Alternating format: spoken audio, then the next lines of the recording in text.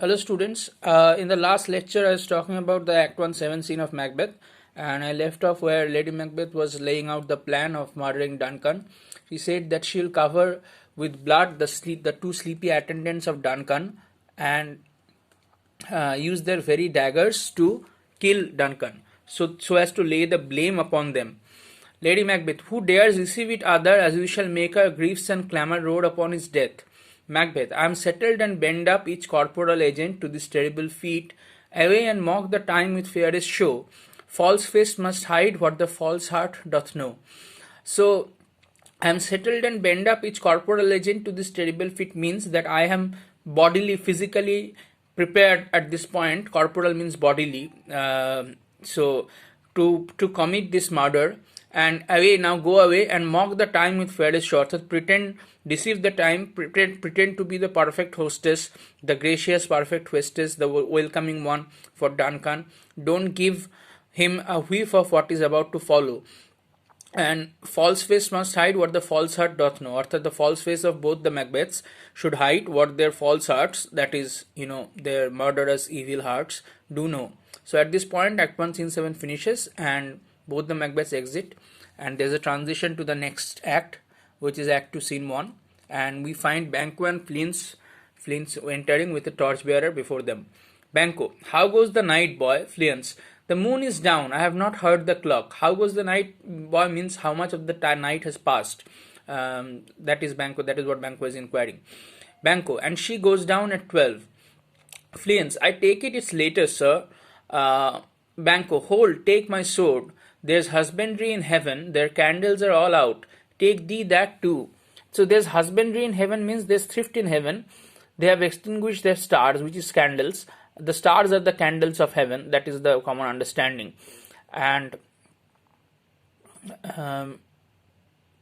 take that too means, take thee that too, which Banquo is disrobing, is putting away the armor, disarms himself, and now is preparing for sleep, for rest. And heavy summons lies like lead upon me, and yet I would not sleep. Merciful powers, restrain in me the cursed thoughts that nature gives away to in repose. Which is to say, cursed thoughts. What are the cursed thoughts Banquo is talking about at this point? Restrain in me the cursed thoughts that nature gives way to in repose. Repose means of course rest. Cursed thoughts, if you follow your footnote, you will find ambitious dreams, which is to say the dreams prompted by the sisters' prophecies and Macbeth's recent success.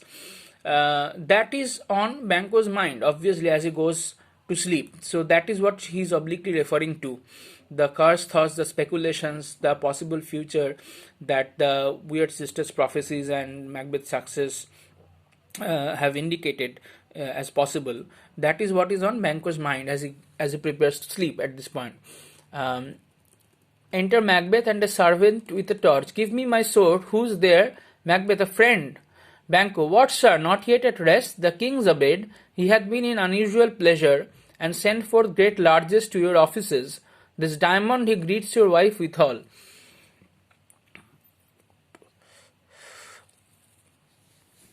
So, if you follow your footnote, you see the diamond is a ring or a pendant that Banquo, companion to Duncan in Act 1, Scene 6, conveys a royal gift, which is to say the gift from the king, that is Duncan. One might expect the king to deliver personally. The gift giving emphasizes Duncan's false sense of security and affirms the social code Macbeth is about to break. This throws in sharper relief Macbeth's heinous act as something that breaching the whole moral order upon which the feudal system of kingship and thainship was based. So the diamond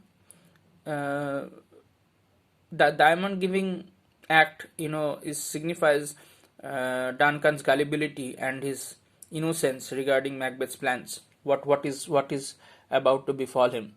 By the name of most kind hostess, and shut up in measureless content, Macbeth, being unprepared, our will became the servant to defect, which else should free have wrought. Banquo, all's well. I dreamed last night of the three weird sisters. To you they have showed some truth. Of course, Banquo is referring to the fact that Macbeth has indeed been honored with a new title, that of the Thane of Cawdor. Macbeth, I think not of them, yet when we can entreat an hour to serve, we would spend it in some words upon that business, if you would grant the time. Now,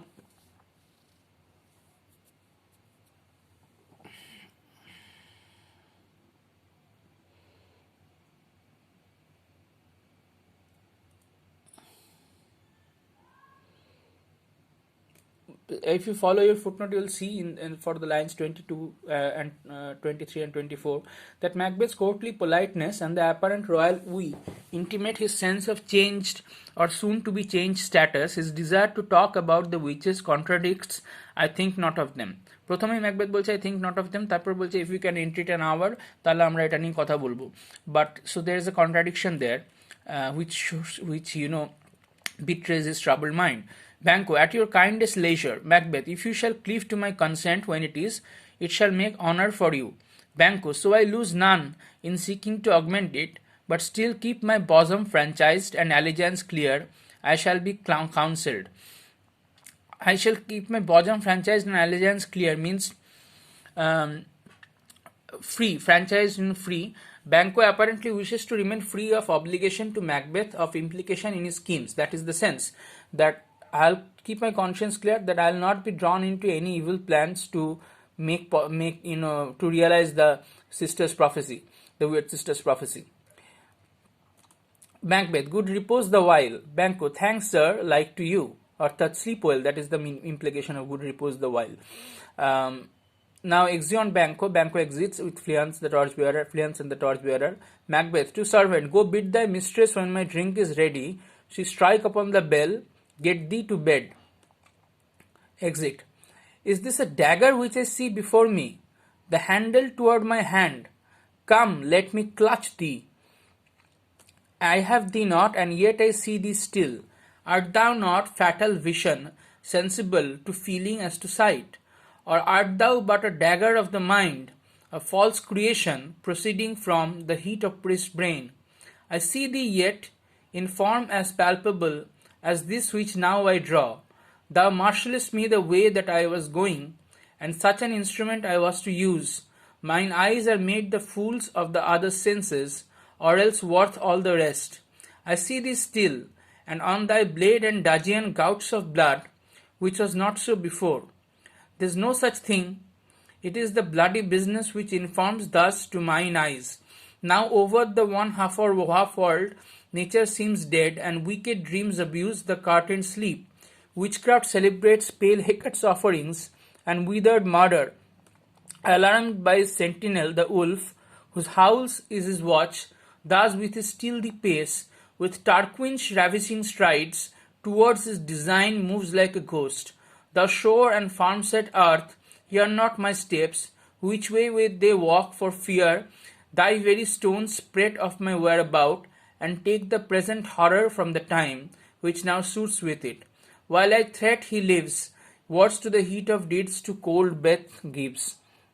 Now this is very important, the dagger scene it is called, and the spectra, the apparition of the dagger that Macbeth sees before himself is the first sign in the play that Macbeth is starting to lose his mind, and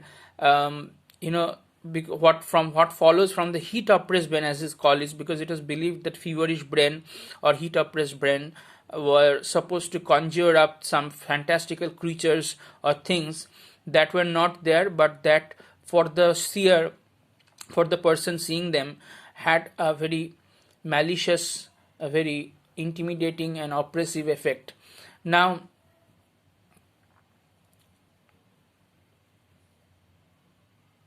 first, the dagger is something that the Macbeth will hold, and is something that is a weapon for Macbeth and not a threat to him, that is not coming to kill him, is signified by the fact that this handle toward my hand. Is this a dagger which I see before me? The handle toward my hand signifies that it is a dangerous weapon for rather than a threat to Macbeth, and may explain the fact that the dagger is invisible to the audience. So when this scene takes place on stage, this becomes a visual metonym, because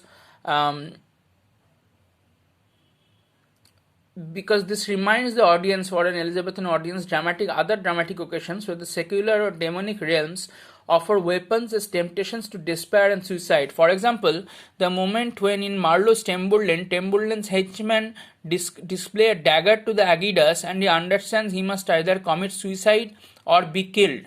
So that memory must come flooding to the audience of this scene when they first see, because they don't see the dagger and they see only Macbeth seeing the dagger. So it depends on the actor's ingenuity and power to conjure up what is not there and make it palpable, something that is actually invisible. I have thee not, and yet I see thee still. So the dagger is much like the kingship itself. That Macbeth, I have thee not. Macbeth does not have the kingship, but I see thee still. Something. It's a vision. It's a prospect, a future that he sees. So the dagger becomes synonymous with kingship itself, because that signifies that the dagger is the only way to achieve that kingship. That is the latent idea here. Art thou not fatal vision, sensible to feeling as to sight? Or art thou but a dagger of the mind, a false creation proceeding from the heat-oppressed brain? Dagger of the mind means imaginary, something that is imaginary. The phrase also yields an image of a dagger in the mind, a keen knife that makes a moral and psychological wound. Encountering Caesar's ghost, for example, in Julius Caesar by Shakespeare, Brutus supposes that it is the weakness of mine eyes that shapes this monstrous apparition. So this is a cross reference that you can use while discussing this scene. If you have to write something on the dagger scene in an answer, then you can cross reference that part from Julius Caesar's Act 4, Scene 3, where Brutus supposes it is the weakness of mine eyes that shapes this monstrous apparition.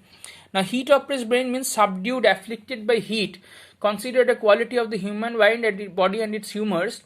Macbeth's response to the vision analytically. His expression is physiological, and the heat might arise from anger or furiousness, perturbations of the mind. Orthat, that Macbeth can think of this dagger as something that arises from his heat-oppressed brain, that shows that he hasn't lost his analytical faculty as yet. He hasn't lost his reason as yet. And I have previously told you that losing your reason, losing your rational faculty is similar to indulging into the realm of the excess and the irrational, and that is the realm that is inhabited by the weird sisters and all the malicious influences in this play. So to lose your mind, to lose your rational faculty, is the same as signing yourself over to the devil. I see thee yet in form as palpable as this which now I draw. I see thee yet in form as palpable as this which now I draw. Palpable means tangible, perceptible. Something that to him is perceptible, something as if that he can touch. Tarpori dekho, thou marshalest me the way that I was going, and such an instrument I was to use. Orthat, the way I was going, that I was going to murder Duncan, and you are guiding me or ushering me to that way. So, mine eyes are made the fool of other senses, or else worth all the rest. I see this steel, and on thy blade and dudgeon gouts of blood, which was not so before. So now to Macbeth's heat-oppressed brain, the dagger comes with drops of blood on its handle. Dudgeon means hilt or handle, and the blade, অর্থাৎ ব্লেডের ওপরও রক্তচাপ এবং হ্যান্ডেলের ওপরও রক্তচাপ Macbeth is seeing. Gouts means spots or splashes of blood.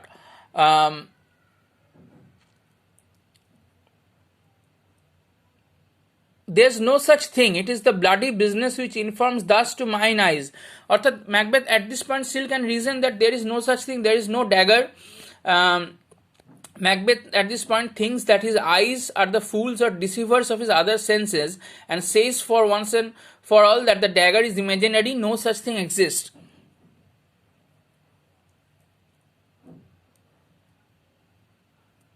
And now over the one half world, nature seems dead, and wicked dreams abuse the curtained sleep.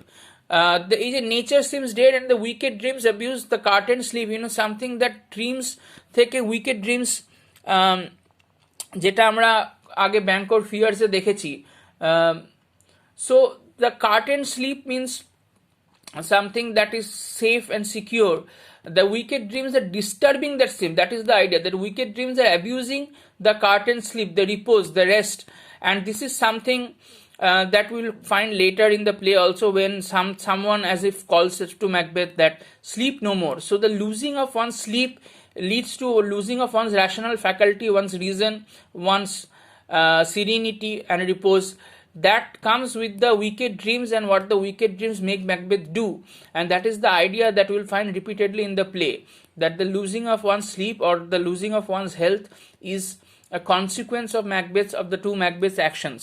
Witchcraft celebrates pale Hecate's offerings and withered murder. Witchcraft celebrates pale Hecate's offerings to Hecate, classical goddess of the moon and of sorcery. আমরা পরে একটা হেকেটের scene দেখবো, act 4 scene 3 or 4 I think, যেখানে will find Hecate with the witches together. In Shakespeare's plays এই যে হেকেটের is a diabolical agent, and Hecate is a diabolical agent, and Hecate's offerings are something that is malicious and sinister. আচ্ছা, আজকে এই অবধি থাক, পরের দিন ক্লাসে এখান থেকে কন্টিনিউ করবো। Thank you.